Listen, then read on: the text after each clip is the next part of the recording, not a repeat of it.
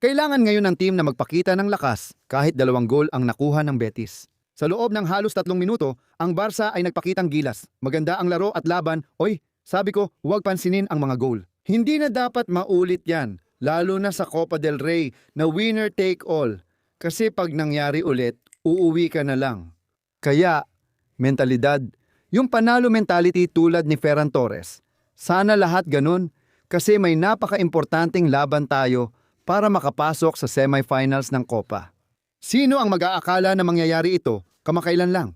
Kahit sino mag-aakala? Wala na ang Madrid. Kaya tara na Xavi, tara na team, tara na talaga. Sabay-sabay tayong lahat mga kule. Mag-cheer tayo, suportahan natin ng todo dahil ngayon ay isang malaking final ang nilalaro. Walang nagsabi na magiging madali ito ha? Walang nagsabi sa akin na magiging madali ito. At grabe ang season na to. Ayan na, ngayon malapit na talaga tayo sa final. Mga tao, kailangan nating manalo sa laban na to. Oo, tara na.